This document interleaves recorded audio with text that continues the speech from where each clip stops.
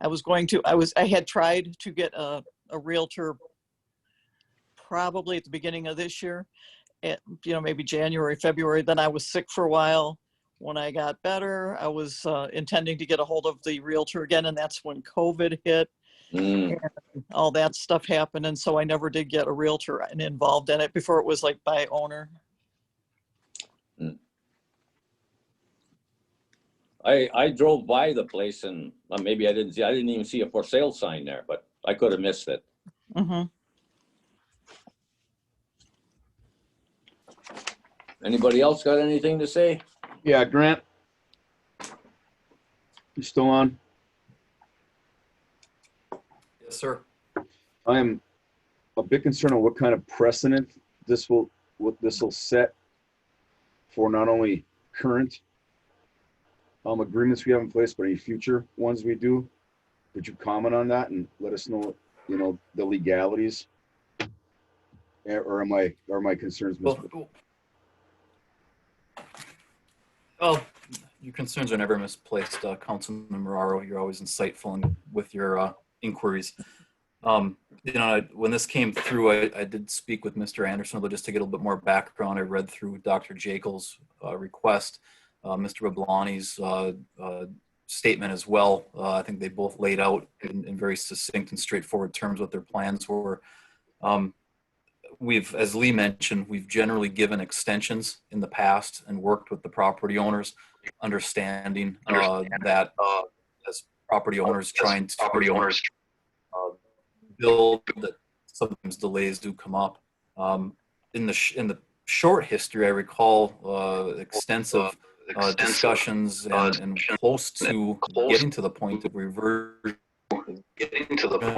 with another property owner up in that area. Only a few short year or two ago, and not waived it in the past. We've also addressed this with Mr. as well. So if this was to be waived, it's unfortunate from Mr. Bablani's perspective or Dr. Jekyll's perspective.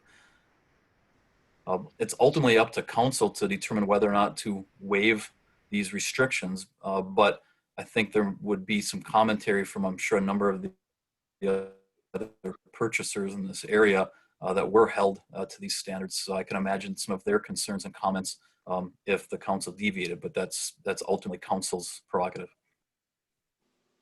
But certainly that would be used as a defense in the future if attempted to execute it Ray, mute the other people so we can hear them. We're getting all kinds of feedback right now. You can mute us all, right? Except for Grant. Okay, go ahead. Grant.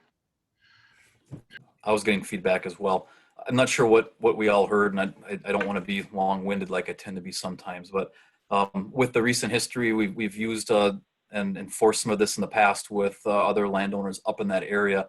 The previous councils have made the decision to put these covenants in place and some of these restrictions in place, and council has followed them, and usually as soon as a member has asked for an extension, has generally granted that extension. I don't think Dr. Jekyll has asked for an extension in the past. If we waived the right of reversion or the reversionary claim that we would have in this, it certainly would cause and arise into a defense in the future if we attempted to enforce it on another landowner. It's ultimately up to council's prerogative to make the decision if they wish to waive something of this nature moving forward, but it certainly would be used by others as an indicator of council's intentions. Ray, aren't we in some kind of situation with another landowner that's not planning on building? We had a request in the same area concerning the same type of issue to purchase that land, and we denied that. Okay.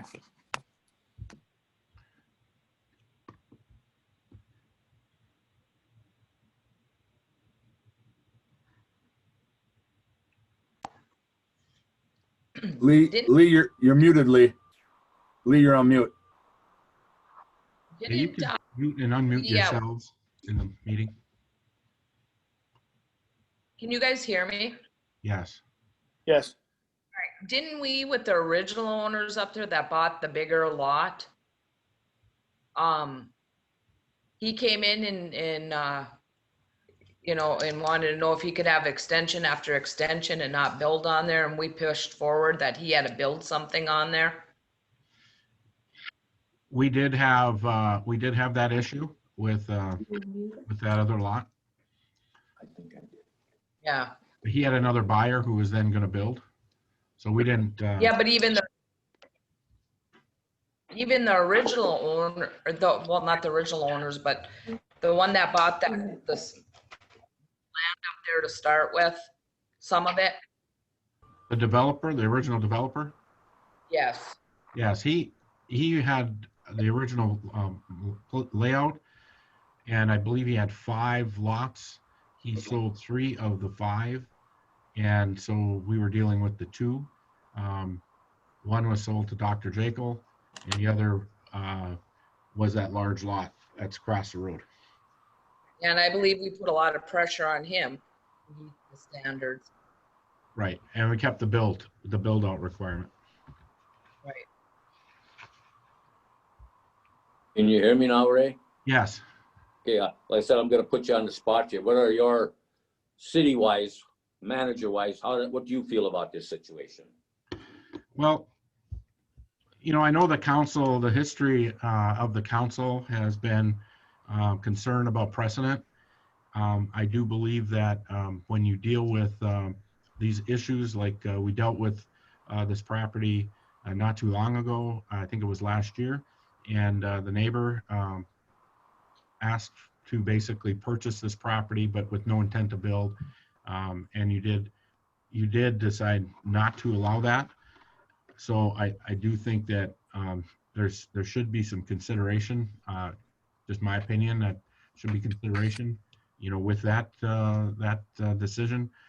And you know, we have given extensions in the past, so that is not something that's out of character for how councils have dealt with these planned issues in the past.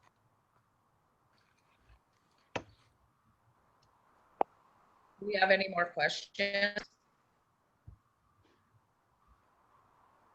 Is there a motion? What about Mark here?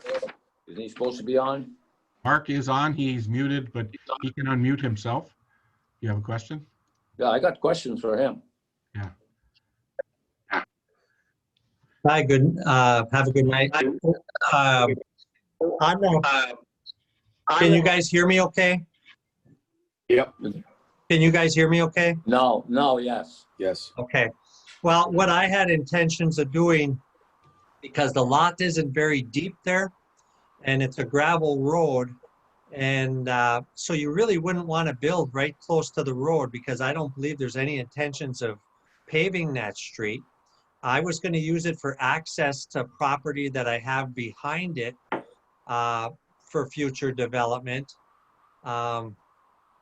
I don't have to have it, but it would be nice because there is several sinkholes around on that 24 acres that I have, and some rock bluff that it would be hard to get through to get up to the top. I had talked to Ray several years ago, probably 3, 4 maybe. And if the city ever needed to go through with utilities, my property would be the most logical spot, because the city does have property on the opposite side of the road. And being with the city has other property like Oakcrest Drive and up in the subdivision for sale. I don't believe this is going to be a real wanted house site like Dr. Jekyll had said.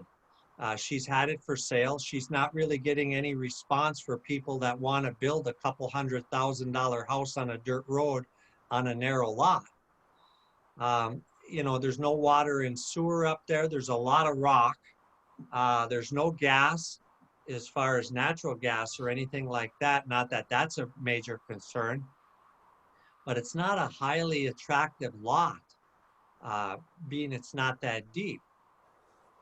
So I guess that's where I'm at with it. Well, I can, Mr. excuse Bobolani, me. Go ahead, Scott. Mr. Bobolani, you've been on the council in the past. Do you understand where it's hard for the council to say, yeah, go ahead when, you know, you're going to be setting precedents, getting rid of this ordinance that we have for that? Because I believe that you were on there last time when the one across the street kept going for extensions and he wanted to do whatever, and you were for not selling it unless there was intention for building. I don't believe I was for not selling or not purchasing for that lot that you're referring to, Scott.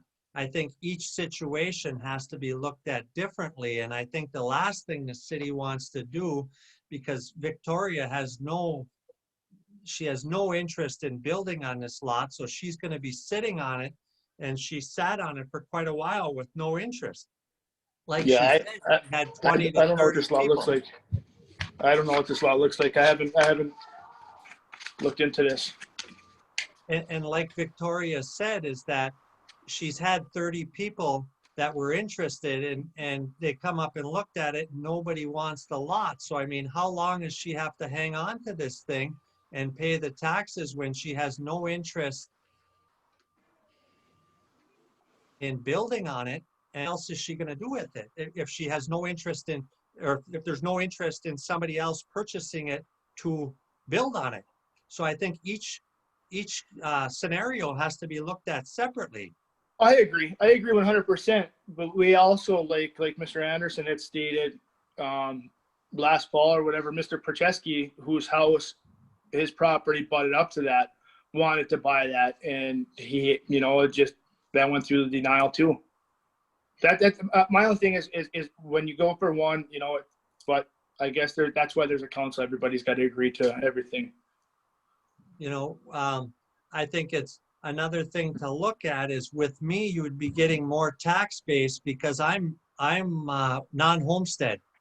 Ryan is homesteaded property. So if he attached that to his homestead, it'd be $42 per thousand value, and mine is 60. I pay 62 per thousand value. And I'm not sure what he offered. I mean, maybe my offer is better than his, or maybe his is better than mine. I don't know. But I don't, that's for the council to decide if they want to waive the restrictions. But if I was the council, if I was on the council, and I'm not, I wouldn't want the property back. I wouldn't want the city to have to pay. I think she paid $15,500 for the property. And I think the last thing the council needs to do, but that's up to you as on the council, is to buy this property back. That's not really a good house building site versus the house building sites that you have in the subdivision and on Oakcrest Drive. But I guess that's up to the council to decide. So here we are. I can see your point, Mark, but roughly a little more than halfway down here, you got in your letter that you wrote us. Another good point is if the city utilities, which you mentioned before, or natural gas for future development, ever to reach the Summit Drive area, the logical way would be through your property. Okay, I'm coming, it's yours now. I'm coming through and I'm saying, hey, I want to run natural gas up there through your property. What are you going to charge me because I'm going on your property? Same with the utilities. Well, it depends where you want it to go through. I mean, I would want it on Right the edge through of the the Summit property. Drive. Right through the Summit Drive. Yes, I mean, right through the Summit Drive, but I would want something like that on the shoulder of the property, like typically it is on the property line, not running right down the center of the property. And what if that isn't possible? Because I said there's a lot of ledges and stuff up there. Well, on the edge of the property, that's where it's probably the best. Mm. If you were to walk up in there, you would be able to see that it's a challenged piece of property.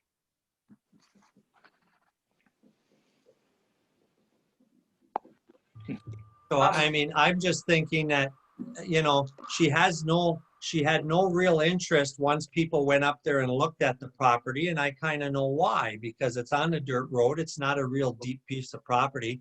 And who wants to build on a dirt road where the cars aren't going 25 miles an hour? Mark, when you bought that 23 acres, Sure.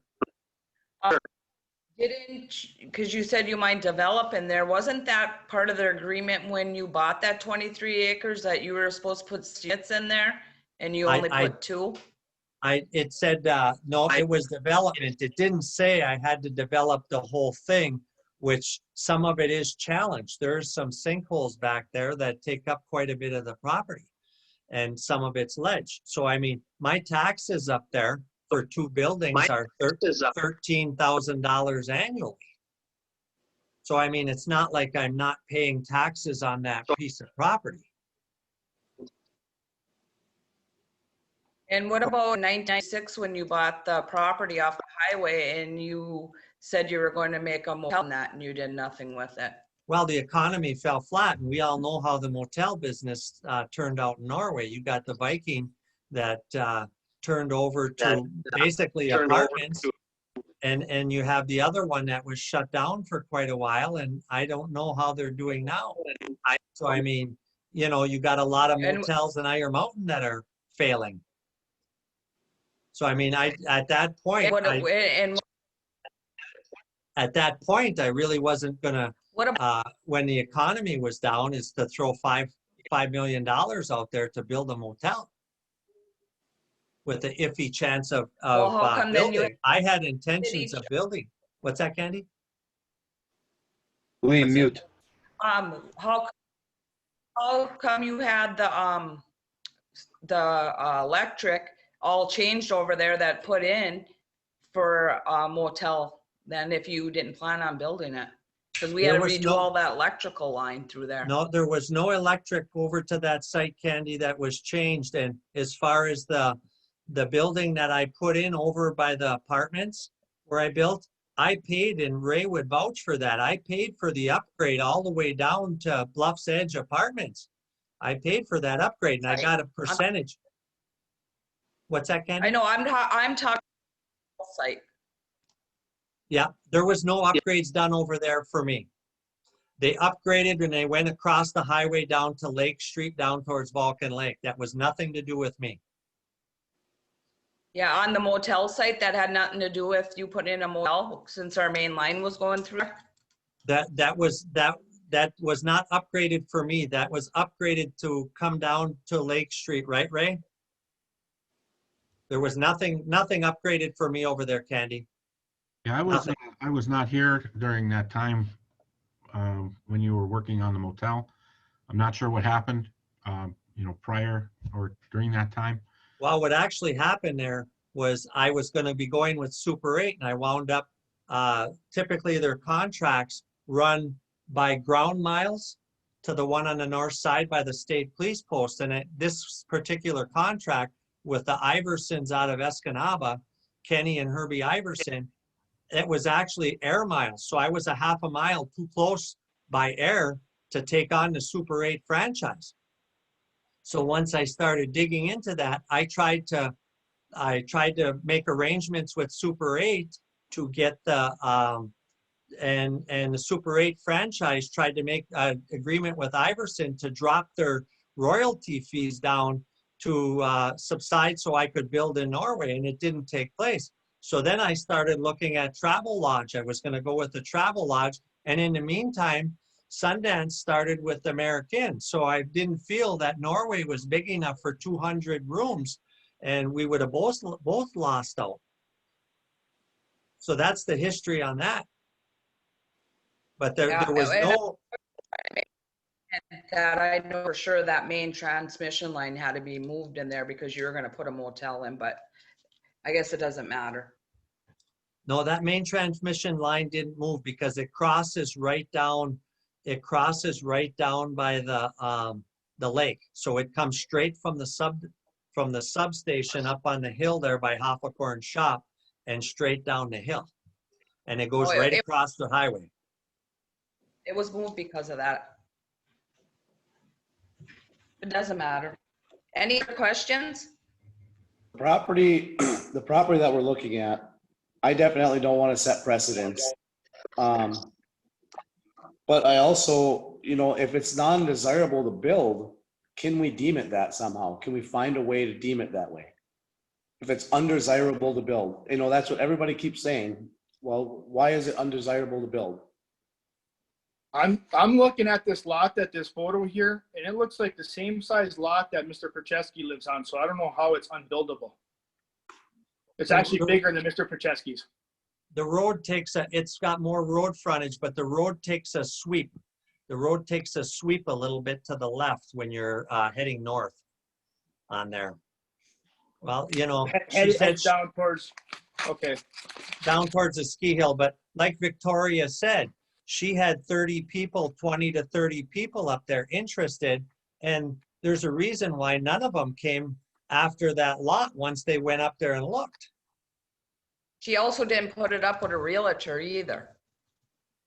Well, yeah, but what I'm saying, no, Candy, is that the real estate market right now, why would you pay that kind of money? You know, she paid 15.5 for the lot when you can buy a lot in the subdivision for about 12 grand with underground utilities, all of them there, natural gas, water, sewer, cable, internet, everything is there. And you have an asphalt road. There's electricity up there. There's electricity there, but I don't know how far it would have to come for that lot because it goes to Bercheski's and then I don't know where it comes from behind, I believe on that other side of the road that's down and way back in. Madam So, Mayor, I mean, sorry, Mark, go ahead. no, go ahead, Jeff. Yeah, you know, guys,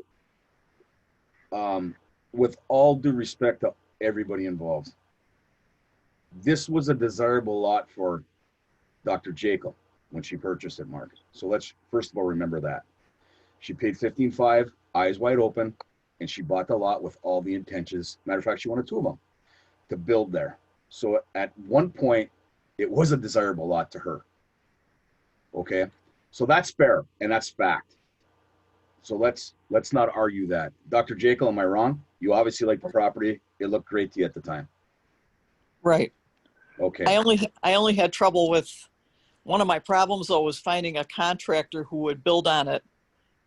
My first contractor came up and looked at it and he said, I'm not building a house on here. Okay. So that was, you know, that That's was great input. Thank you. That's great input. So because of the sinkhole issue, because of the old mining property, the rock. The rock, because of the rock, and there was slag and a bunch of other stuff. Okay. You know, that's up to close to the surface or all the way to the surface in some spots. Okay, that's fair. Brett, back to your point. Look, I don't want to hurt anybody here, right? I mean, I want to obviously not set precedent and not both, again, past and future precedent. But if this lot is not a buildable lot, I think that's a fair, that's something we can discuss and look at. Does everybody agree with that or no? I think so, Jeff. I think that if it was deemed unbuildable, then we have to look into that further, and we're not setting a precedence if that's the case. But I would like to investigate that further. Right, that's what I'm getting at. Exactly, Brett. What do you think? Lee, you're on mute. Lee, you're on mute. You're muted, Lee. See, I'm yelling at him because I think I got to talk louder because he's on mute. You think I'm a genius or what? Huh? Okay, now you hear me? Yeah, we can hear you now. Okay. I think bottom line is the extension that she got is over with right now. Why don't we give her a 2-year extension and say, well, Dr. Vicky, maybe you can try to advertise a little more for the place. And you'll have 2 more years where you don't have to get rid of it. Lee, you know I respect the hell out of you and I love you, buddy, but I think that's kind of kicking the can down the road. No, I think that's just my opinion. You're entitled to that. I think we got to. I think to Brett's point, we got to decide if this thing's truly unbuilt. I mean, if she had builders out there and a builder said, "I ain't touching this thing." I agree with Lee. I think we give her the extension. Because it wasn't put up with a realtor or anything.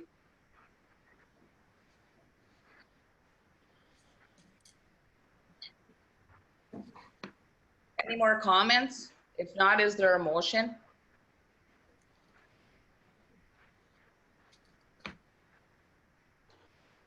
I'm not, again, I'm not willing to motion we approve this sale today, but I would like them to have a chance, or us to maybe do some research on both sides to look at the buildable aspect of this property. I just think that's fair. That's me. But no, I will not motion to approve this tonight as is. So the reasoning being that it's unbuildable is because of the bluff, because of the rock that's there? That's what the fella, and I wish I could remember his name. He was from Crystal Falls. I'll find it one of these days. Nasserini by any chance? What's Okay. it? What's it? What was that, Lee? Nasserini by any chance? It might have been Nasserini. They're big up in Crystal. Yeah. So I think it was Nasserini because there's a road named after him. Anyways, Yeah. yep. So anyways, I had him come out, and he's the one that looked at it. And I had, we had talked about plans and all this other stuff. And when he got there, he looked at it, and he said that there's no way he would build on it. So that was why me and him parted ways. The first guy, the second guy that came, he was not. He said he could. He probably could, but it was going to increase the price of the land because he would have to do more prep work and change the plans around a little bit and all this other stuff. But then he never, he just he seemed really non-committal. And even though he said he'd try, then he never came back. He just dragged his feet. So after about a year of him dragging his feet, I said, well, obviously you're not that interested in building up here. And he was like, well, no, not really.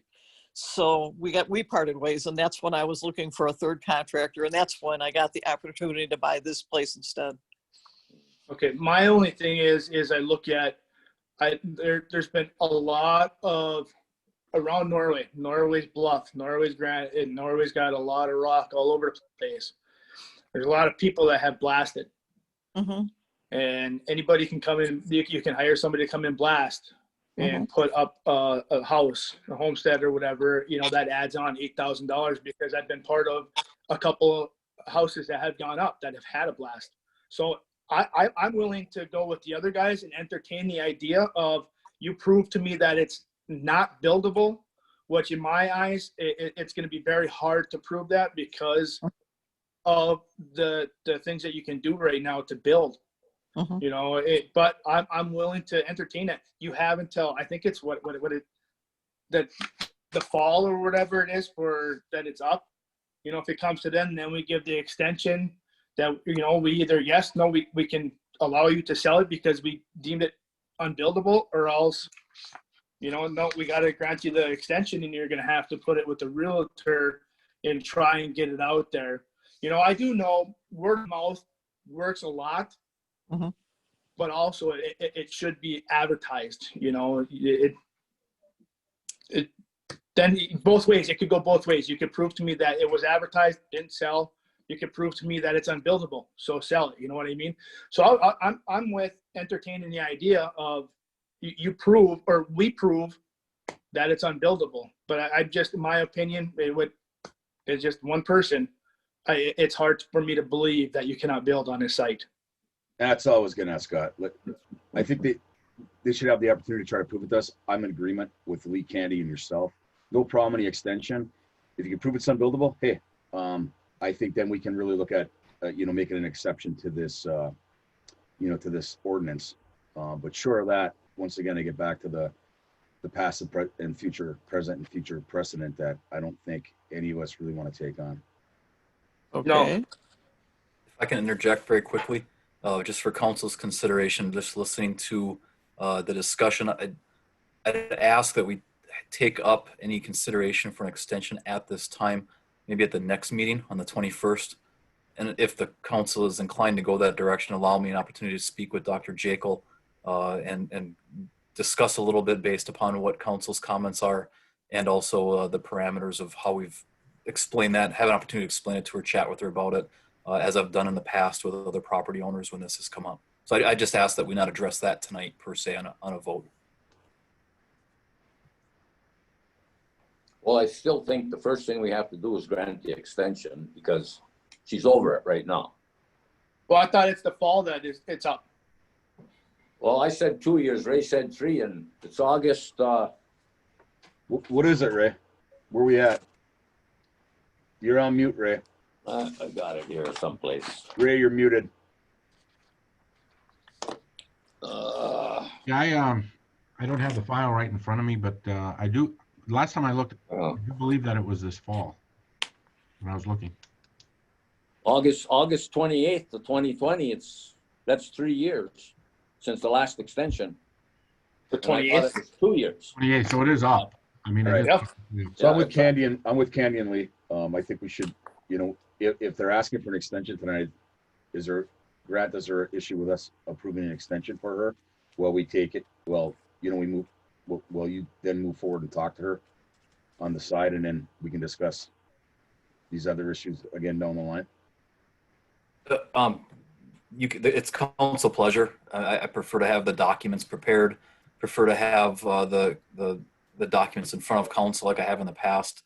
I think without going through the names of the prior property owners, it's always better to have your ducks in a row and have the documents for review of council before you vote on it.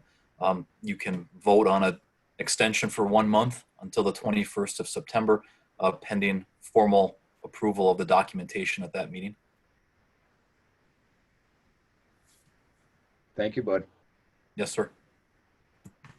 And we could do that and then let us come back and see about the building on the property. You like that, Candy? All right, do I have a motion? I motion that we grant Dr. Victoria Jekyll a 30-day extension on. And wait. Oh. Dr. Jekyll, are you okay with that?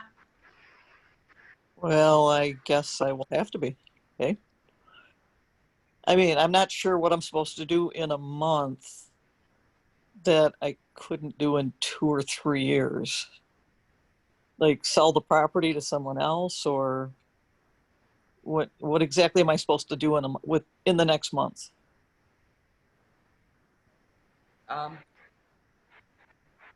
Right now, I don't think council is prepared to release this request without the deed restrictions until we know more about the property. So Okay. you're outside of your extension already. So if we grant you an extension for 30 days, at least Okay. you're in your extension still. And Okay. then we can look into it further and investigate what exactly does that property have. And you could extend it out to 60 days, 90 days, whatever, Okay. Right. And Dr. Jekyll, I would ask, and tell me, Grant, if this is inappropriate. I'd like to actually go up to the property and take a look at it if Sure. that's Yeah. okay. Yeah. And I would welcome my other council members come with me, and let's just I'd like to get my eyes on it and just see what it looks like and what's up there. Well, Since Okay. On the contractor, I'm sorry, Candy, you broke up. I said maybe we work on it together. The contractor gonna go up there and check it out. Yeah, I think that's a great idea. But Yep. yeah, so that's what that 30 or 60 or 90 days will get you. At least we can educate ourselves a little better. And again, it's just that we're just like Scott so eloquently spoke before the questions I brought up. We're just in a tough spot with the ordinance, right? It's just Right. a tough spot. So we're trying to help you guys out, but we just got to make sure we turn over every stone and really look at it hard, I think. And I think that's fair. Okay. That's fine. All right. And the reason I asked Dr. Jacob is because you're the one that has to request the extension. We can't Okay. say to you, we're giving it, because it would be at your Okay. request. Okay. So can I ask that verbally, or do you want that in writing?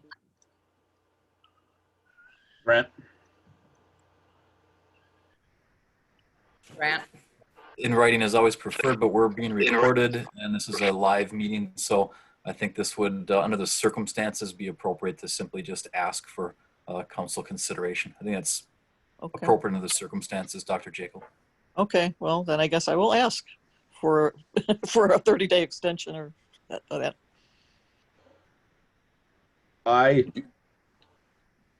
I motion that we give Dr. Jekyll a 30-day extension on her current, or the current last extension in regards to the Jekyll property in Summit Road.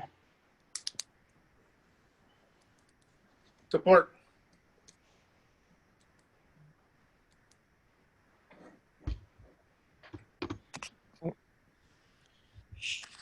Mr. Menegini, Yes. Mr. Marraro, Yes. Mr. Pop, Yes. Mrs. Brew, Mrs. Brew.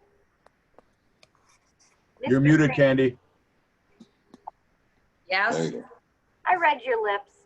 Mr. Kramer, Yes.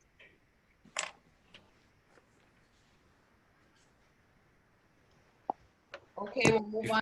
Before you guys move on, Mhm. just Yes. with the agenda, I mean, not to, well, to be a stickler, the agenda item is the request to sell and release the deed restrictions.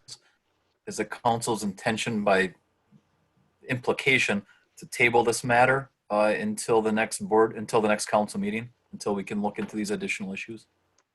At least. I think Well, Candy. Or, Right now, Grant, and then we can come back. I'm sorry? Should we have a vote on that right now and then come back to it? I would prefer, as an agenda item, I think it necessitates an up or down or a tabling, one of the three at this time. Do I have a motion on that? Yeah, I motion we table, motion we table the property deed restrictions. Dr. Victoria Jaco requests to sell and release deed restrictions, until a future meeting, Until the September 21st meeting. We need a specific date on that. until the September 21st meeting. Support. Thank you, Jeff. Support. Where that goes through, is that gonna be enough time? Guess we could table it again if it's not, right? Yeah. I think the big thing is just legally give her the extension, so there's no issues. Mr. Marraro, Yes. Mr. Pop, Yes. Mrs. Brew, Yes. Mr. Kramer, Yes. Mr. Menegini. Yes. Okay, we'll move on. Thank you, Dr. Jekyll and Mr. Babalani. We'll move on to the 2020 local paving project change order number 1. Okay, thank you, Madam Mayor. Previous meeting, we approved Baco Construction to handle local paving, crush and shape on our local roads. We actually approved Main Street and Kearney Lane. We also then wanted, you directed staff to look at adding additional road footage to maximize the budget, because we were under budget for the project, and which we did. I provided you with the estimate, engineer's estimates, and also the Baco commitment for the extra pavement length. So we added, we changed Summit Road from just an overlay to crush and shape. That would be Summit Road from Swede Lane all the way down west to Valley View. We included the Keweenaw Street, which is the one-way section that's up around the old water tank. Oh, good. And then we included Curry Road from the last pavement cut from the previous project. And we actually, we went up to and slightly over the hill, and we have another cut joint. I think we went to Roshan Road to that point. That does leave us short by, what did I say, about $90,000.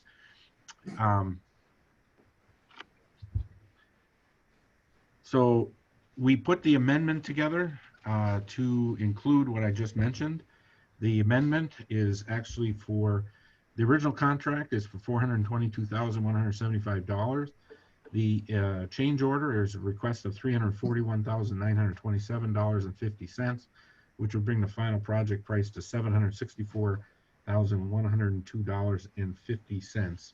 And again, as I pointed out, that we're still slightly short of our savings, which is $64,897. So if you just take the price per foot, per lineal foot, that's about an additional 1,200 lineal feet. I gave you a couple options in the report. Walnut Street from Fifth Avenue to Chestnut Street, that is about 825 feet, so that's within the 1,200. The last section of Walnut, which is US 2 to 6th Avenue, is 255 feet. And then the balance of Curry Road would be 1,325 feet. That would take you all the way to basically Norway Mountain Road. So if you wanted to include those additional footages, you could at this time, but we did not add them to the change order. So if you did that final on Curry Road, that would be the whole Curry Road would be completed then. It would bring you over the budget at that point, because It would bring over 100 lineal feet left. So it's slightly longer than. Yeah. Walnut's highly used for school, and it would keep us under budget. Yeah, that I threw Walnut in. I was driving through it the other day, and we did one section during the project from 5th to 6th, and it is used extensively for buses and everything. Yeah. Isn't Walnut the one that we were trying to get for something else? Well, I've been trying to reclassify Walnut as a major street and then on their federal aid. Long drawn out process, and actually we have trouble getting it designated as a major street because of the street width. You have to have that's right. parking issue. Yeah. And so I think at this point, the length of time, by the time we get it reclassified, it probably will need to be addressed anyway. As a guy that owned a house on Walnut Street, just around the corner from the school for 10 years plus, that street, the traffic is incredible. It's used a ton. Yeah. It just is. It's the natural first turn off the highway, to get to school. I would like to see that street get done just because of the traffic is for the school personally. I agree with you, Jeff. Yeah, we could do that whole road. You could. I mean, guys, I'm not against talking about. What Ray? So if we approved Walnut tonight, we'd be under the 64,897 by probably what? Maybe $5,000-6,000, maybe a little bit more. Yes. So do the math on. I'm just bringing it up as devil's advocate. Do the math on Curry, 1325 times 5150. So Walnut, if you take both sections of Walnut, the 255 plus the 825. Yeah, add it all up, times it by 5150, and minus the 64,897.50 off it, and see how much extra dollars we have to approve. The reason I'm bringing it up, guys, is because if Bach was here, and we're going to wait to do 1,325 feet of Curry, and we have to do that again down the line. What's that going to cost for mobilization and stuff? And we got a great price this year. But we still have to have the money. I understand. And we're going to have to rob it from you if we decide. The golden goose. Borrow. Mm-hmm. Rob is a bad term. What do you got, Ray? Okay, so the two sections of Walnut Street at 1,080 feet by 5150 is $55,620. That's still $9,277 under our budget. Right. The adding of Curry at 1325 times 5150, so that's $68,237.50. Minus the 9 gets us to about 57. So it'd be 57 over budget basically and change. Yeah. Right. If you did them both, that would 57. I just wanted to bring it up, gang. That's all. Just wanted to bring it up. Exactly on that first item there, Ray, Curry Road to 91,000. How far will that go? Well, that comes from the cut line from the last project. I Okay, Where's so the that, cut line? Down in Is the that when my you hole? go down, when you come down the hill, heading towards, Toward Roshan's? yeah, towards Roshan's, there's a pavement cut line that basically towards the bottom of the hill. And then from there, all the way to, I believe it's Roshan Road. So when you Okay, come- up over the top of the hill then. Yep, That's the into big thing, intersection. okay. And the last 1,325 feet would take us all the way back around behind the fire Yes. department to Perney Lane. Oh, I know that Not hill is Perney, I'm terrible. sorry. Yeah, not Perney, the Curry. I'm sorry. Right. No. Yeah. What I would suggest is that if you could approve the amendment, the change order with Walnut that keeps us under budget tonight, and let me talk to them about the increase to Curry Road and get a final number, because that will give you the final on the change order. Yeah, right. Again, I'm not saying we got to prove it. I'm just saying it's something we should at least look at right at the end. Right. Just for your reference, their mobilization date is October 2nd, and they have by contract finished paving October 15th, and they don't feel any pressure to get all of this work done in that 2-week span. Nice. Oh, that's good. Yeah. Yeah, nice. Yeah. And I want to make it clear, we do not want pavement after October 15th. And so, yeah, they have no issue with getting us all done by October 15th. So even adding the additional lengths, there's no issue. So Ray, you want the motion just to be the additions on Summit Road or the changes on Summit Road, Keweenaw, and Curry for tonight. And you're So- going, or do you Yeah. want Walnut included, or do you want to just no? Let me go back. If that's your intent, I can go back and have the actual numbers run. And so we can do a change order number 2. I know you don't Mhm. like to have too many change orders, but in this case, that will make sure that our numbers, so we have the change order document in the packet, and then I can bring back forward, the additional footages. Yeah, I love to save budget monies, Lee, as you well know, just like you. But when it's going to roads, buddy, I'm all in for the roads. So I will motion that the council approve 2020 local paving project change order number 1, not to exceed the amended amount of $345,927.50.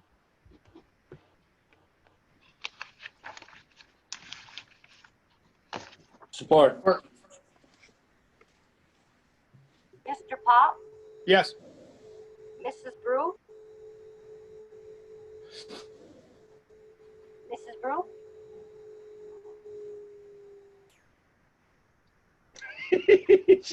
she's got a little. There's a little lag there. Mr. Kramer? Yes. Mr. Menegini? Yes. Mr. Mararo? Yes. I have one question, Ray. When Yeah. we do Norway Hill, when you come down the side of Norway Hill, if you're headed north, there's a sidewalk that comes down on the left-hand side or the west side of it. And once you get in front of Strawberry Lake Apartments, that was all sidewalk at one time. And it looks like it was partially concrete, partially asphalt. Are they going to replace, is that part of their bid to replace that sidewalk coming down in front of Strawberry Lake Apartments? No, there's no concrete as part of this project. Yeah, like I said, it could have been asphalt that time. I know coming down the big part of the hill is asphalt, but I didn't know if the sidewalk where in front of the apartments was or wasn't. Yeah, so there's no accounting for any of the non-motorized sections. It's just Okay. the roadway. All right.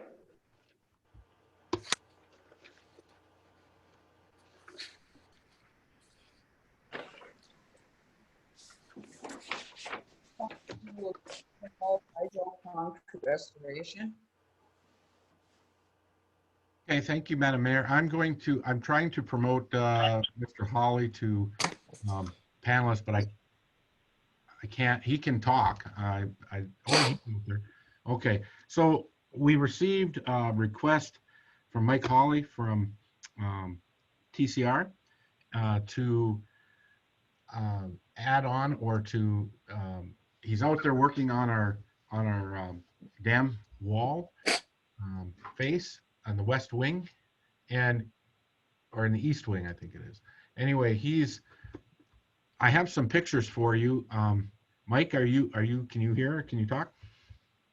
I can hear you. Can you hear me, Ray? Yes. Okay. So you're on. Okay.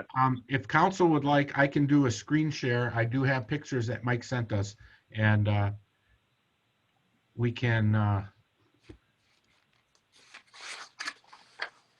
Okay. So can you see those pictures? Yep. Okay. So Mike, I've got the first picture up is your last picture you sent that includes the gate. Okay. I'm on audio. I can't see the pictures, but I can kind of explain what's going on there in those pictures. So you should be able to see a clear separation of two pours of concrete there. There's the face section, which is about 12 to 14 inches thick, and it's got a rebar mat in it. And then behind that would be the original pier, and would be the inside face of the westmost pier for the Tainter Gate structure there. So that whole cap is bad for probably 75% of that inside face there. And we can't get to the whole face because the gate is there. And we're a little leery of getting too close just because the water is, of course, right behind the gate there. Thankfully, there's a good sill from a couple of years ago, and we put in the heated sills for that same gate. But with what we have budgeted so far, we can probably get about half of that inside of that wall completed, which we'd probably wrap up this week or very early next week. I don't know if council probably doesn't realize, but there's barges and a tugboat mobilized out there that have already been mobilized for the trash rack cleaning for the power canal. So we're piggybacking with Pluchik Fab on the mobilization charges there, because we work with them a lot on other projects. So you're kind of getting the barges and tug for more or less free. We're paying for a month of rent, which we would still be inside a month of rent to extend our contract, but you're not paying for the mob and demob as part of this work. So you're kind of getting a bonus there. Okay, Mike, so I have your pictures you sent that include now the pictures of the actual concrete that was cut out, and you shows the exposed rebar. Yep. So that would be the rebar that would be in the new cap. And when I say new, that cap was put on, I think, in 1930 or 40, and that's when the gate was narrowed in, I would say, as well. So he has a series of pictures which shows the amount of concrete that was actually removed, and like you said, the new rebar.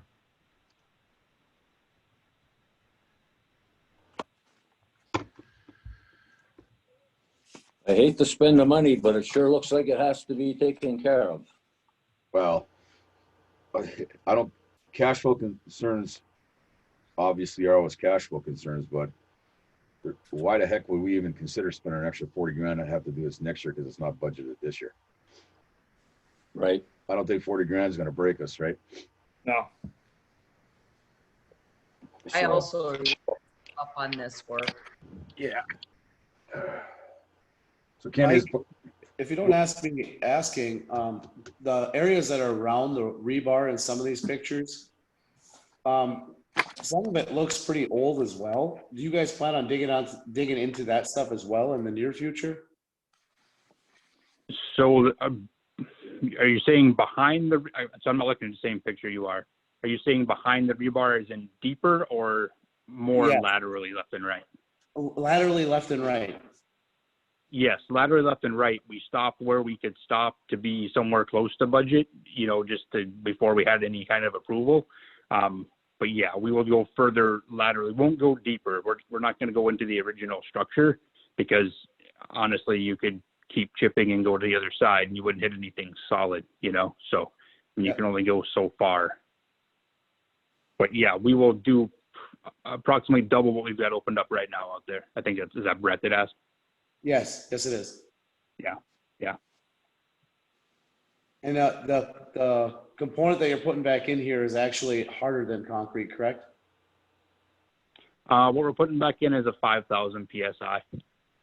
Okay.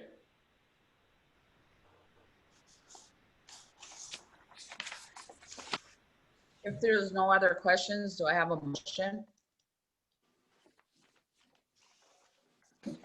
I motion that Sturgeon Falls Hydroelectric Facility Concrete Restoration Agreement be amended for the additional work by TCR to the dam wing walls for a price not to exceed $165,000.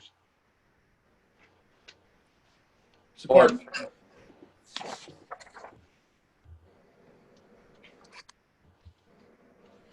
Mrs. Brew, Yes. Mr. Kramer, Yes. Mr. Menegini, Yes. Mr. Mararo, Yes. Mr. Pop. Yes. Thanks, Mike. Yep, thank you guys. Thank you. Falls pit alarm system. Hey, thank you, Madam Mayor.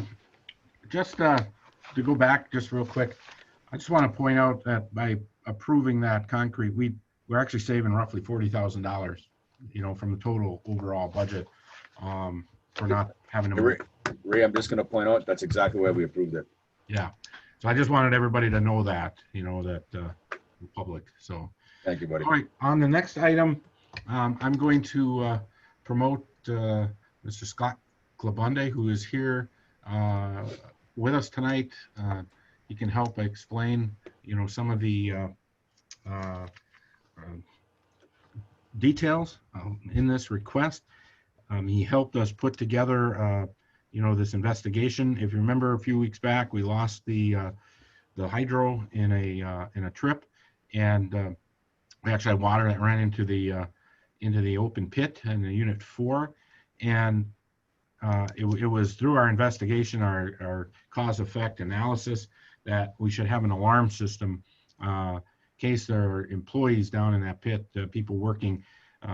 Haven't had this before, simply because this is kind of a one-time situation where we had the pit open, the people working, and the unit trip. Now, we've had many times where we've had the unit open, the pits dried, and people working. We just never had the hydro trip.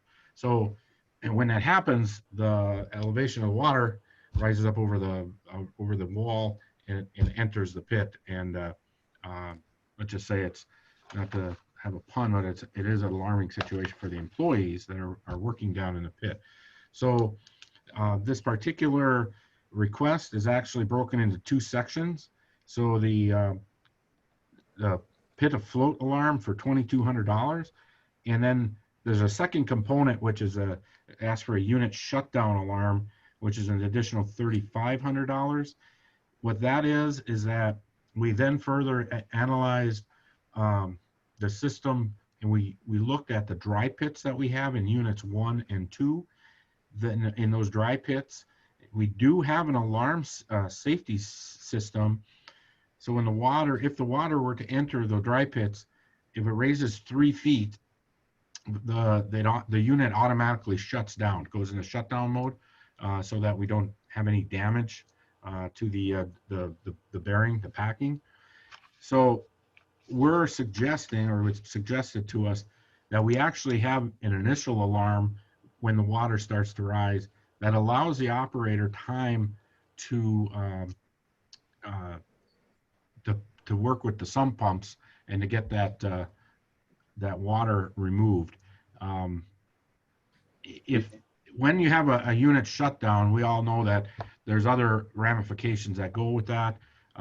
It could be if it's all the units, it could be, again, it could cost $50,000 just in demand charge. So we're looking at this additional alarm. Scott Klabunde, who from HCMS, who's on with us now, he also he helped put together this, and he's probably in a better position to explain the details. So Scott, are you there? Yeah, I'm here. Are you going to put me on the screen, Ray? Can you hear me? You are on the screen. Yes, you can hear. Oh, I am. Okay. I think you explained it quite well. I can answer any additional questions. It's for employee safety, but it's also to protect the equipment, as you said, Ray. So it's a dual purpose with respect to the reason for the alarms.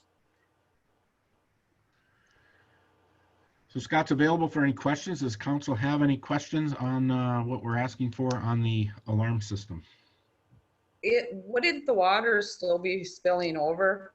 I mean, how would you get the alarm to go off before the water is spilling over? It's detecting the elevation of the water. So it would alarm on elevation, I believe, is the way it works. The Presence of. right, I believe there is an alarm component of this, though, that if the machine shuts, if we lose power or we lose the hydro, that there's an initial alarm as soon as the machines shut off. So that's a component of this. Yeah, and Ray, you had explained it, just a little more detail on that. The guys were actually working in the turbine pit when the entire project tripped offline. They would have had a little better time, I guess, to evacuate, egress out of the pit had they had an alarm, rather than all of a sudden notice that the water was starting to come up. So it's for the employee safety piece of it, it's really timing, and having that extra, I don't know, seconds. It's important to get out of there.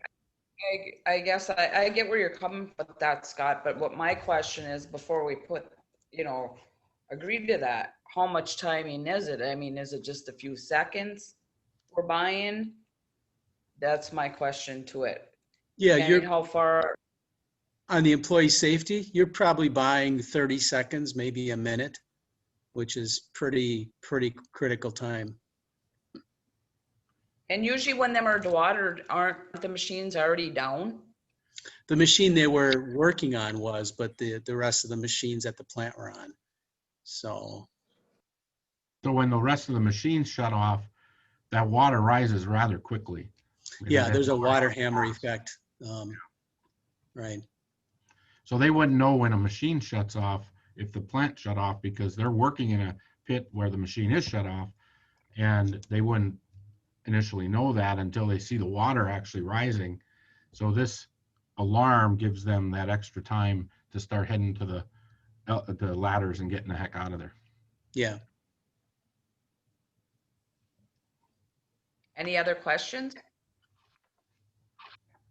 If not, do I have a motion?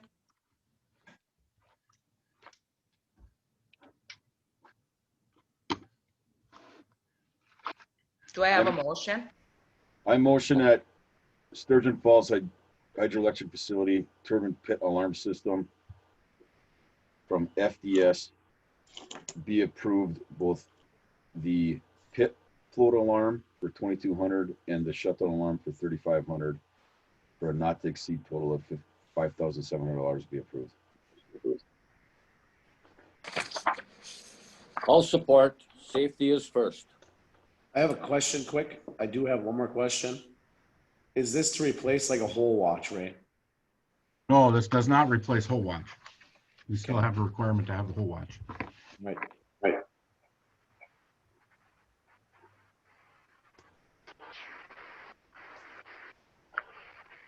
Kramer, Yes. Mr. Menegini, Yes. Mr. Marraro, Yes. Mr. Pop, Yes. Mrs. Brew.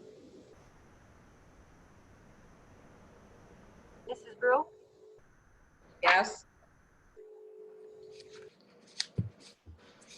Move on to Sturgeon Provide update and Thank you, Madam Mayor. Also, as part of our evaluation, remember past spring, we discussed and we actually appropriated $100,000 in the budget to start working on replacing the stop gates at the powerhouse. That is, again, another safety issue. That's something that's been identified in previous inspection reports from FERC and from our own. and it's time to replace those gates. We noticed that there's some inherent issues with the gates right now, just from configuration, that there's actually some potential generation savings with a new design, because there's actually amount of the gates that's in the water impeding some of the flow when they're in their high position. Also, it's going to take an engineering effort that involves some evaluation of our specific configuration. So it's the type of evaluation that is going to take some time with an individual structural engineer to to go back and forth, look at our configurations, and evaluate it also with our operations in mind. We did only have one price for you for Mead and Hunt. Again, I can turn this over to Scott, because Mr. Black from Mead and Hunt is highly recommended from Mr. Klimbundy. He's worked with him in the past on these specific issues, and we're going to be having to work with FERC very closely because this is a structural change at the plant, and they get their evaluation of our project. So that communication and work back and forth is very important. I want to say before we start talking pricing here, if the council is not comfortable with having only one quote on this project, that I would prefer that very early in the conversation we table it and allow us to talk to there's a couple other potential structural engineers. I talked with Jesse Fairchild earlier today. He's worked with an engineer from GEI, and he also had another engineer that he worked with from another facility. It escapes me the company he works for. So there are some other options. If you want to ask Scott what his particular experience is with Mr. Black, by all means, we can do that. But I don't want to start talking about the proposal unless you're willing. I'm sure Mr. Black is wonderful, but 67 grand for an engineering proposal it's a lot of money. Jeff, And my question in I this think we- analysis, would it No. also give us the projected cost of doing whatever guys, we got to do? before there's prices set out here, I think that we should look into other people, get bids from other people. Yes. Before that's there's exactly prices what I was put trying to say. 67 grand. We've got to Again, we've got to send this out. We've got to get some extra other Mr. Ferraro. prices. I'm Yes. sorry. Well, I can add some input here if you wish. Sure, go right ahead. Okay, so Ray covered the unit head gates well, but the other part, even I think the bigger part of this is the canal head gates, or the guard gates as they're called. And this design work also covers the guard gates there. Now, there's more work to be done there, because those gates, the operators, the hoisting, there's going to be a redesign that's proposed here. We spent quite a bit of time with the operators on site. This gets back to the issue of head loss at the project, because you've got restrictions out at the guard gates, as you understand. So the money is not just, the design work does not just cover unit head gates. There's 34 of those, by the way, but it more importantly, I guess, in terms of the scope of the project, covers the guard gates, which includes a provision to clean the debris. So you don't have to hire every, you're on a 3-year, 5-year cycle where you hire a barge to come in and clean that area. And it's also to remove some of the existing structure, the restrictions that are causing you the head loss at the project. And so there's certainly a safety, an employee safety risk, contractor safety risk that's driving the the unit head gates, because they're wood, they're rotted, putting people below them, that's all very straightforward. The guard gates, just to give you a sense, and I know we've talked a bit about this, you're missing about 400 kilowatts of power on the project because of this head loss. That's, that's worth about $500,000 a year based on your, if we just look at your profile for buying electricity. If you're selling, it's worth about $350,000 because your rates are, of course, a little bit less. And if you're selling above load, just selling out on the grid, it's maybe worth something short of $100,000 a year in revenue that you're missing. And I didn't include the rec piece either. So what this work will do it will give the operators the ability to routine clean this, because some of this blockage is because of the debris. It will also reconfigure the openings, remove some of the structural members up there safely, so that some of the restrictions are removed, so that the plant can see the kind of head. We're talking about difference between the river and the reservoir of the river, and capture more power. So there's a revenue risk here. And, we talked about this earlier, about the sooner you do this, the sooner you're going to be able to capture this revenue. Now, with respect to bidding, I don't disagree. There are some good firms out there. I think the one Ray mentioned, GEI is a good firm. Kleinschmidt, I think that might have been the other one that was suggested. The gentleman I'm suggesting to do this work has got a lot of experience with head gate design, and I've worked with him quite extensively, most recently, and in years past as well. There's depth in the organization, and rather than rather than developing a scope of work, which is going to be time consuming and expensive, I'm proposing that we work with Mr. Black and develop the scope with your current hydro manager as we move along. We don't have at this time, we don't have a scope of work that we can simply go out and get bids for. What you're going to end up with is the same rates, consulting rates or structural design rates. They're all very competitive, whether you use GEI, Kleinschmidt, or others. I'm recommending Mr. Black because of his experience, and working through this process of getting you a system out at the guard gates that will be designed to be what your operators are going to want. And like from a usability standpoint, that's the approach that I'm suggesting. Questions? How did it go with the cleaning down there right now? Cleaning the gates out. Do we have a lot of stuff in there? Yeah, from what I understand, it's about, I don't know, Ray, 50 grand, 60 grand when it is done. It's quite, they got to bring a barge in.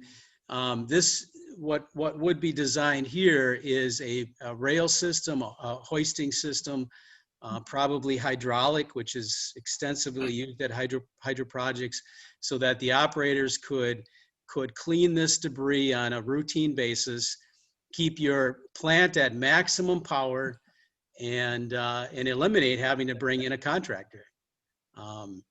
This makes sense. Where do you haul the debris then? What's envisioned is that the debris would be, some of the debris would be lifted to the left side of the dam, but the majority of the debris would be flushed.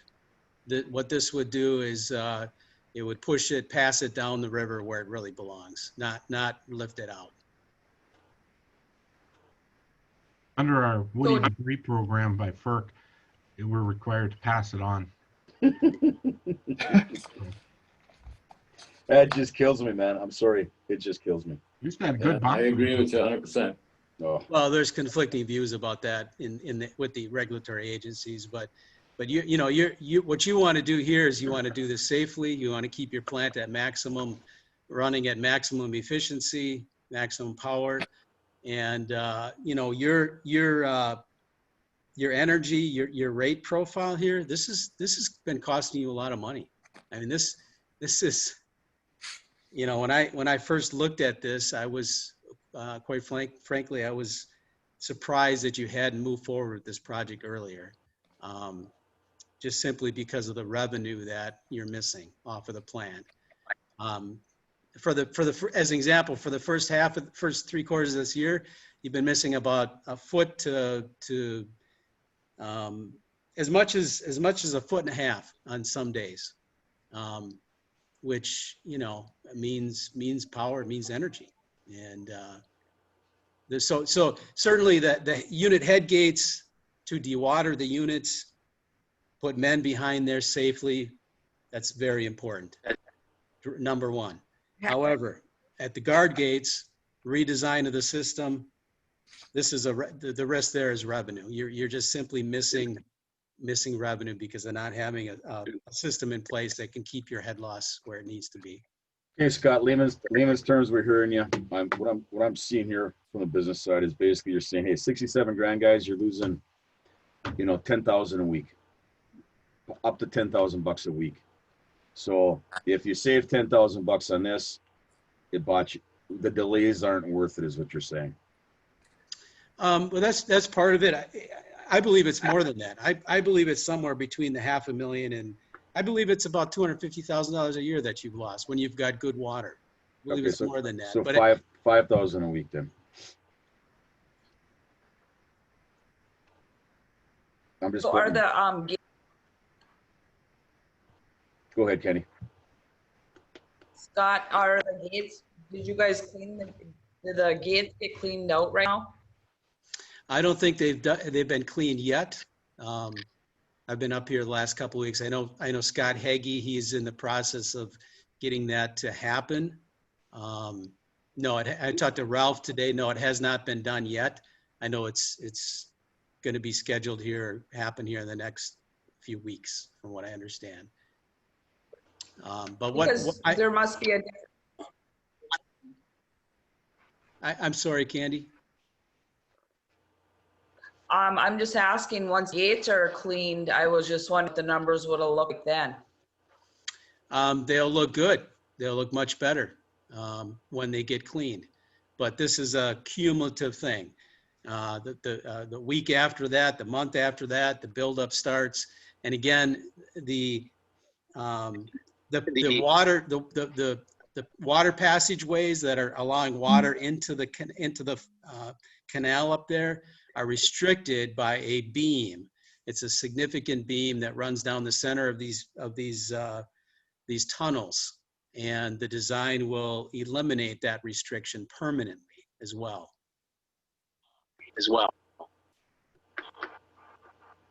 So Jeff, I am saying that the timing is right. You know, you've upgraded your plant. I had a couple of pictures, Ray. If you want to put those up, you can. We did our inspection of Unit 2, the new lead destroy runners. They're not really new anymore necessarily. This unit has been running for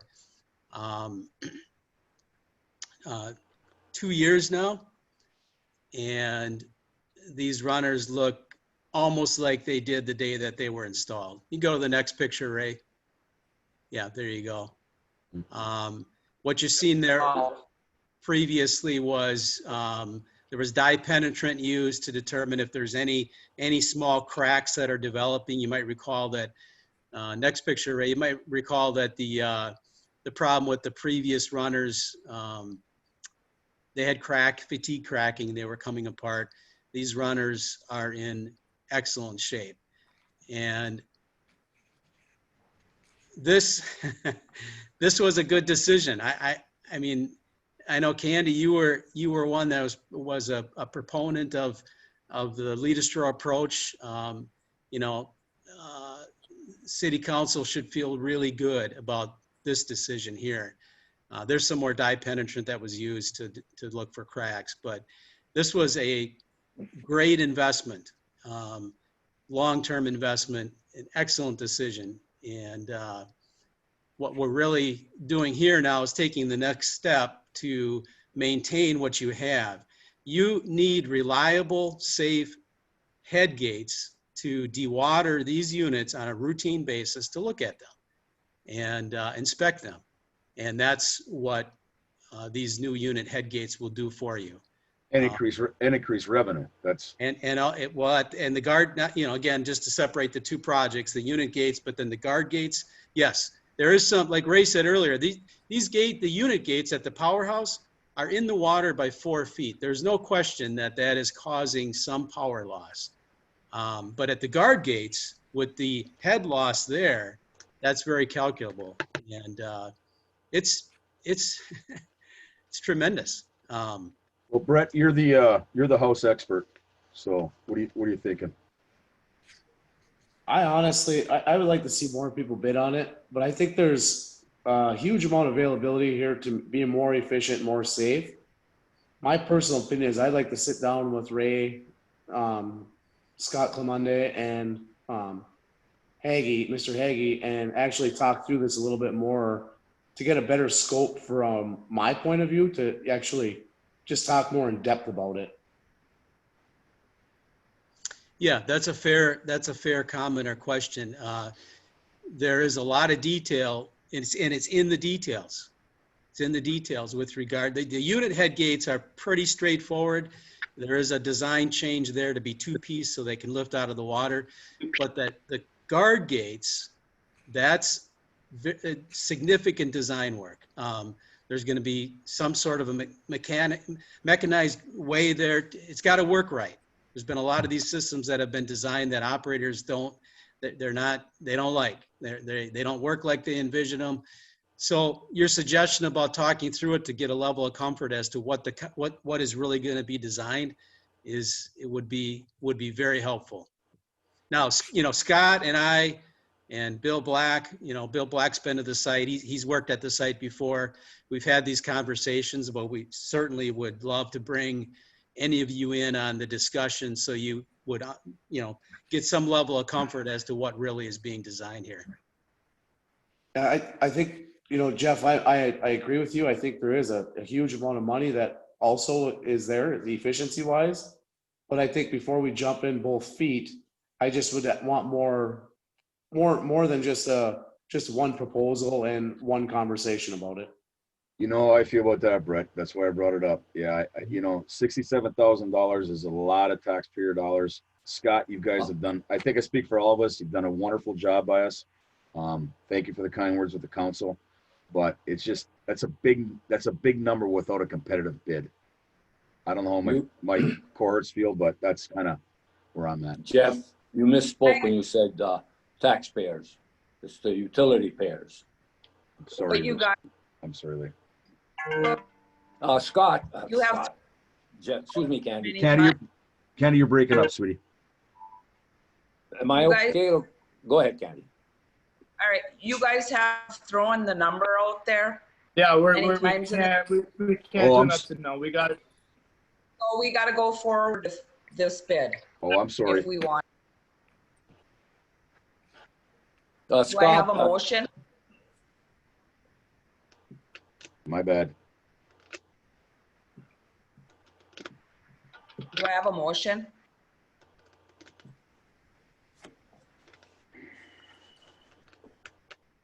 Do I have a motion? Can we table this? We can't go bids for it though, Lee, because the number has been thrown out there. Yeah, somebody else come along, they know what the price is. But we can change this, Candy, we can change the scope of the work, which would change the bid number.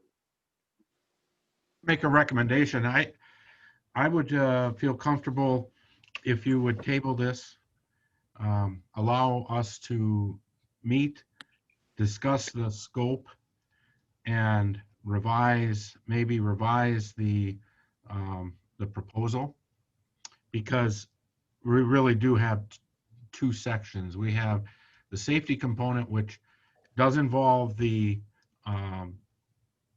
involve efficiency, which is at the head gates. We have a whole separate project for the guard gates. So maybe if we would take the next 3 weeks, sit down, I'm sure Mr. Klabunde would be happy over the next couple of weeks to talk with Scott Hagee, myself, whoever else is interested. We could go through it and then also go out and walk and look at it. I do agree. You know, I was hoping that we didn't have the number out, but this project could be split into phases, and I think we should look at that and have a different approach. And I would- also Go to ahead, be a Candy. part of that. I also would like to be a part of that when you guys meet. As would I, and I'd really like to have Brett there. Can't have three. Oh, yeah, okay, forget me. Let Candy and Brett do it. Well, we could do it in shifts. There you go. I don't have a problem doing it in shifts because a lot of I'd this, like to be involved in it too. I think you all should come out, you know, and I don't think that there's really we have to hear from our attorney, but I don't believe there's a violation of open meeting if you're taking a tour. I just know that if we come back with an engineering bid, stopgate engineering, the same thing that you're asking for now, we would have to go with this bid at this point. Yeah, and I'm recommending maybe we'll break it up, and we should have that conversation. I got one last question. It might be a silly one. You were talking earlier about some kind of beam by the guard locks that was restricting flow. Right. And if you take that out of there, what's going to stop bigger logs from going through the guard locks? But I'm saying maybe that beam is keeping some of the bigger stuff away. That wasn't the thinking. At the time, what they did is we believe they tried to build smaller, minimize the size of the gates, the width of the gates by placing between the opening. We don't think that will be an issue with logs coming through there. They're submerged for one thing. They're not, you know, they're probably, I want to say these tunnels are 4 feet under the water. So any kind of floating debris won't go through there anyway. But it's an excellent question. And I think I like the approach that was used on the runner proposals, where we sat down and talked through the details. That would give us a great opportunity to do that, to come out to the site and really understand, you know, and that would give you a level of confidence in what's being built and where the money's being spent and why. I think that's an important step.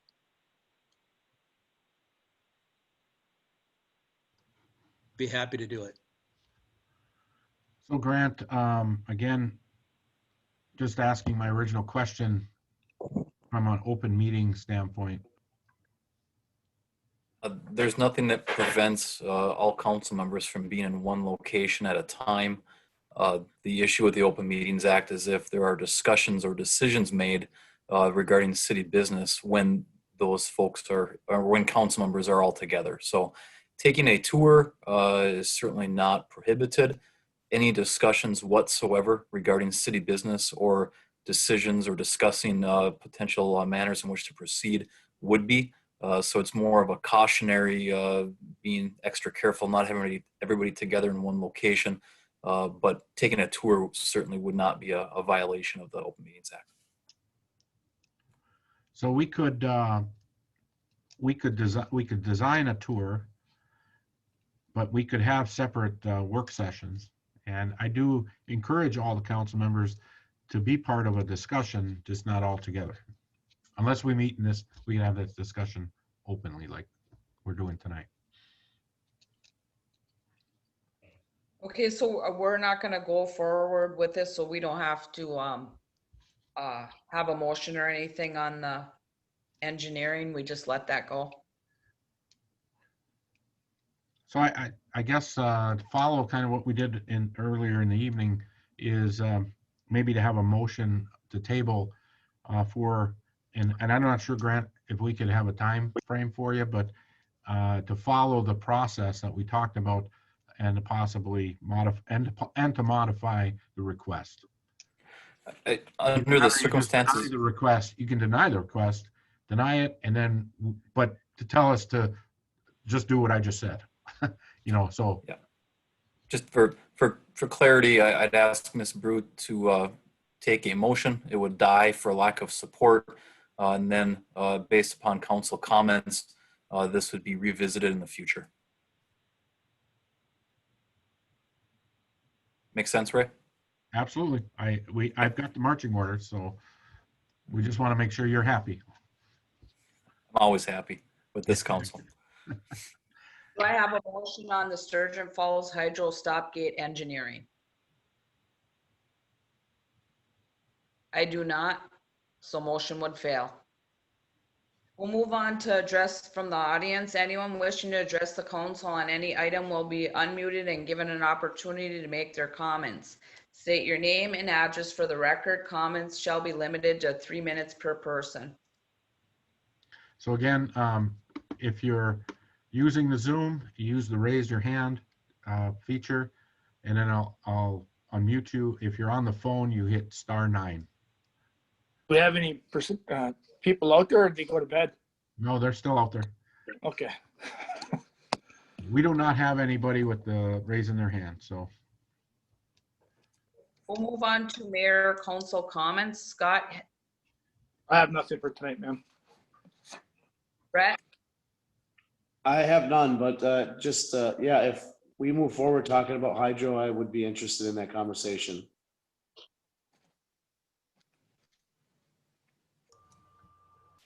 Jeff, Just a quick one, Madam Mayor. Actually, just a quick two, guys. Sorry, I know it's late.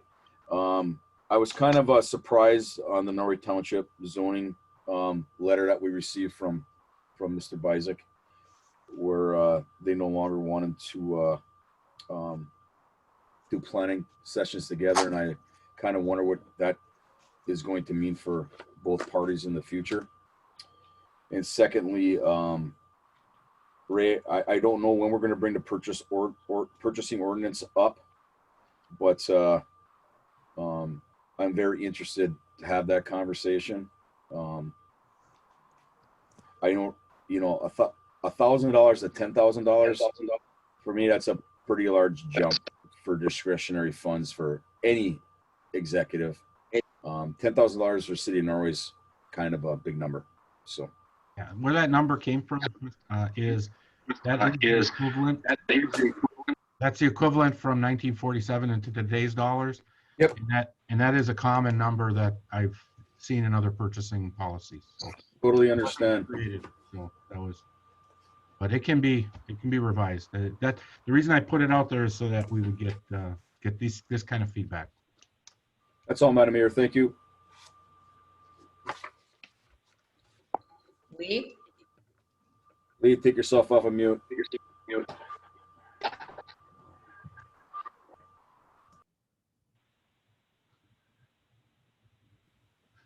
Okay, can you hear me now? Yes. Okay, I got a little item here in your packet there, Ray, where it's a letter from the Michigan State Police dated August 17th to our Chief Schaefer. Dear Chief Schaefer, I am writing to acknowledge the exemplary work and dedication recently demonstrated by members of your staff. On July 23rd, 2020, Ms. Ann Vogel conducted a law enforcement information network, which is called LEAN, National Crime Information Center, which is called NCIC, audit of the Norway Police Department.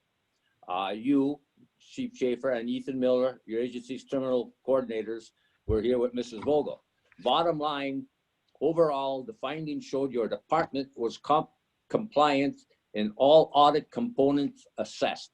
This is a remarkable accomplishment, especially in these current times and circumstances, and I feel you and your staff should be recognized and congratulated for their hard work and effort. Signed by Miss Michelle Cusera, Division Director, Criminal Justice Information Center.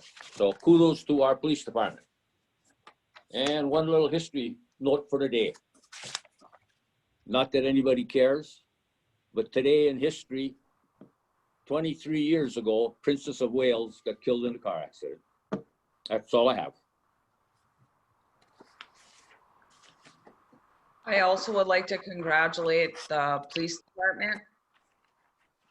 And then I also would like to apologize tonight with, I'm not coming in really good and it's dark and that. And if I got loud at times, it's just because I didn't think you guys could hear me. That's all I have. Ray? I have nothing further other than, that's an oxymoron. So I think we'll address, Attorney Carlson and I have already started to address the letter from the township with their interest in reorganizing on the Planning Commission and the Zoning Board. More information will come to you as we proceed. So we'll just, we'll have to deal with it there. It's just nothing I can really report at this point. Grant? Just echoing City Manager Anderson's comments, we are addressing and working to address the letter that was received and the intentions of the township to make some changes. I think it's going to demonstrate that the changes requested are a little bit further reaching and dig a little deeper just because of the joint cooperation we have. So Mr. Anderson and I have already started to work to untangle some of those issues and hopefully maybe chat a little bit further about the circumstances around it, and we'll proceed accordingly. September 21st looks like it's going to be a busy meeting, so look forward to seeing you guys in a few weeks. I have a motion to adjourn. I make motion we adjourn. Support. Mr. Marrero?